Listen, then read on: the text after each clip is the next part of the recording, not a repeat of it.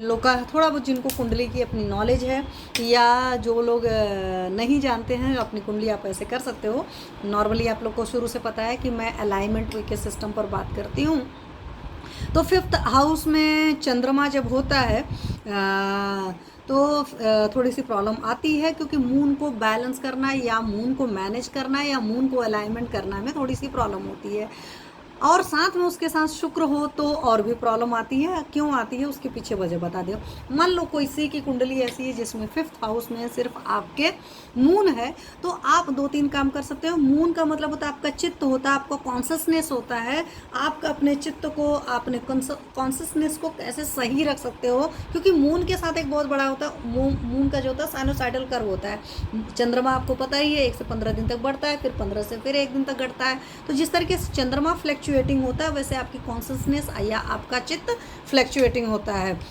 ऐसे लोग को मूड स्विंग्स की बहुत ज़्यादा प्रॉब्लम होती है, और जो इनके आसपास लोग रहते हैं उनको बहुत अच्छी तरीके से पता होता है कि ऐसे बंदे के मूड का कोई भरोसा नहीं, अभी कोई बात कहा कल को कोई बात कह देगा, या कुछ ही टाइम बाद अपनी बात को बदल देगा। तो उससे क्या होता है, दूसरे लोग भी परेशान होते हैं, और ऐसा होता है कि ये लोग भी खुद इटसेल्फ बहुत परेशान होते हैं। तो जो लोग भी चाहते हैं जिनका 5th हाउस में मून है, और उनको अपने चित्त को, अपने मन को, अपने कॉन्शसनेस को, एक्चुअली मन तो 4th हाउस होता है, हमारा 5th हाउस चित्त होता है।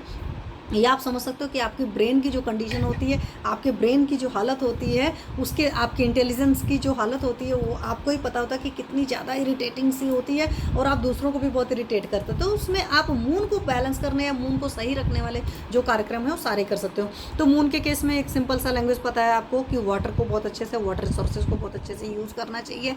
वाटर रिसोर्सेज को बहुत अच्छे से यूज़ करिए। मिल्क को बहुत अच्छे से यूज़ करना होता है, मतलब बर्बाद नहीं करना होता, स्पॉइल नहीं करना होता, पनीर नहीं फाड़ना होता, वो सारी चीज़ें करनी पड़ेगी। मून इटसेल्फ ट्रैवलिंग का कारक होता है, तो ऐसे लोग जब ट्रैवल करते हैं तो उनका कॉन्शसनेस या उनका चित्त बहुत सही रहता है। मून मतलब मदर भी होती है, तो आपको अपनी मदर को बहुत खुश रखना चाहिए। अब मदर के साथ आपके रिलेशन बहुत अच्छे रखने चाहिए, क्योंकि मदर के साथ रिलेशन अच्छा होगा तो आप बहुत अच्छे से रहेंगे।